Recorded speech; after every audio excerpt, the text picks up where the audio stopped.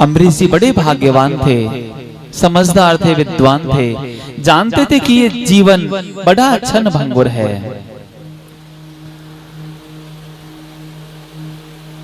न जाने अंत समय कब आ जाए। भगवान का अखंड भजन किया करते थे और हर एकादशी का व्रत करते थे। सभी व्रतों में जो एकादशी का व्रत है वो सर्वोत्तम है। और वैसे भी जो कल का दिन आने वाला है वो एकादशियों में भी सर्वोत्तम एकादशी निर्जला एकादशी का दिन है। तो आप भी एकादशी का व्रत अवश्य करें। जिस पे बन पड़े वो निर्जला करें, जिस पे ना बन पड़े वो जल ग्रहण करके रहें। और जल से भी ना रह जाए तो फलाहार लेकर रहें। लेकिन निर्जला एकादशी का व्रत, वैसे सभी एकादशियों का व्रत अवश्य करना चाहिए।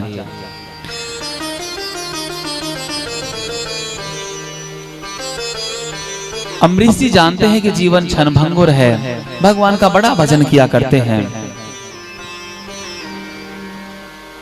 एक दिन एकादशी का व्रत किया है, द्वादशी के दिन परायण करना चाह रहे हैं।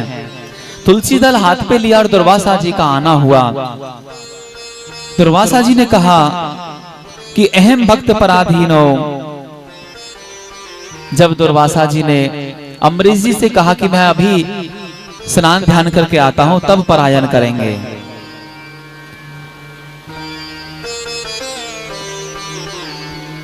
अम्बरीश जी इंतजार कर रहे हैं। लेकिन भगवान कहते हैं मैं भक्त के अधीन हूं, पराधीन हूं। आज द्वादशी के बाद त्रयोदशी तिथि लगने वाली है, क्योंकि एकादशी का जो परायण है वो द्वादशी में कर लेना चाहिए। और अगर त्रयोदशी तिथि लगती है तो वहां पर हमारा किया हुआ एकादशी का व्रत भी खंडित हो जाता है। एक वर्ष जो हमने एकादशियों का व्रत किया है वो बेकार हो जाते हैं। आज अम्बरीश जी ने परायण करना चाहा, दुर्वासा जी का आना हुआ, गुस्से वाले महात्मा हैं, और उसी क्षण बिना किसी कारण के एक कृत्या प्रकट की और मारने के लिए छोड़ दिया। और यह कृत्या दौड़ती दौड़ती दुर्वासा जी की महाराज अम्बरीश जी को मारने के लिए दौड़ी है। अम्बरीश जी हाथ जोड़कर खड़े हो गए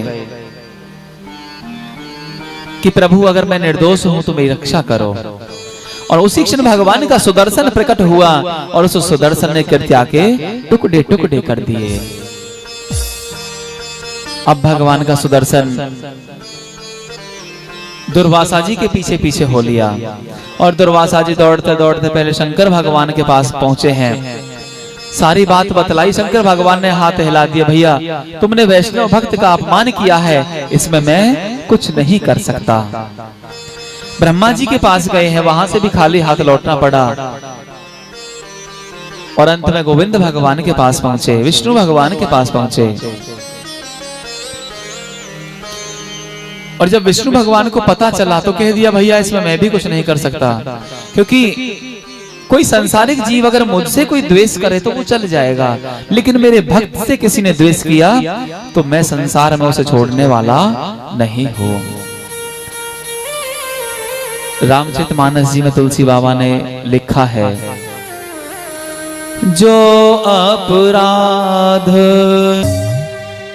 अपराध भगत कर करई, राम रोष पावक सो जरई। जो जीव भगवान के भक्तों को का अपमान करते हैं, भगवान कहते हैं वो मुझे सपने में भी अच्छे नहीं लगते। और वो इस तरह स्वतः ही जल जाते हैं जैसे अगर जलती हुई अग्नि में कुछ गिर जाए तो वो भस्म हो जाता है। जो अपराध भगत कर करई, राम रोष पावक सो जरई।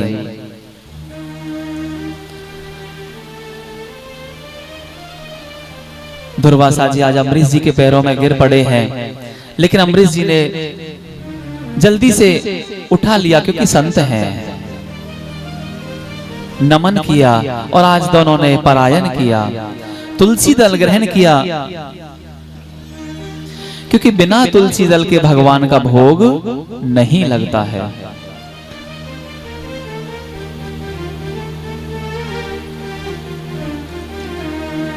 अच्छा, यहां पर एक कथा और आती है। ये तुलसी दल आया कहां से?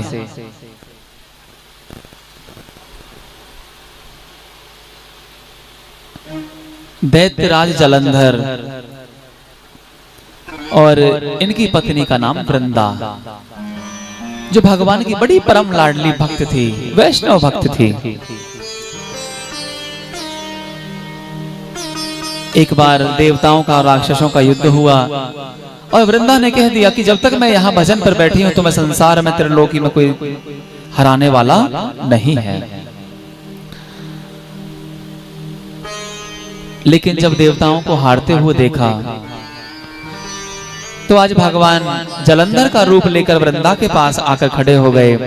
वृंदा ने देखा और वृंदा भी भजन से उठ खड़ी हुई और उसी क्षण देवताओं ने जालंधर का सर धड़ से अलग कर दिया। जब वृंदा को पता चला तो भगवान को श्राप दे दिया, पत्थर होने का श्राप दे दिया। और यहीं पर भगवान एक पत्थर की मूर्त बन गए और वही पत्थर की मूर्त शालिग्राम के रूप में आज तुलसी मैया के साथ पूजी जाती है। वृंदा अपने पति के साथ सती हुई है और उसी भस्मी से एक पौधा निकला जिसको हम तुलसी कहते हैं। और भगवान कहते हैं कि बिना तुलसी के मेरे कहीं भी भोग लगने वाला नहीं है।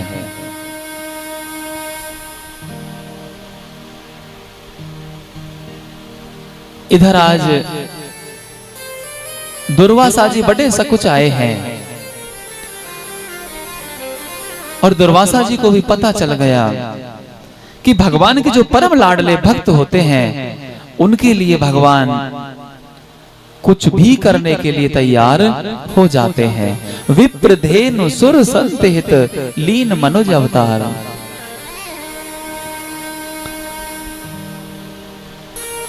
इसीलिए भैया ये जीवन बड़ा क्षणभंगुर है।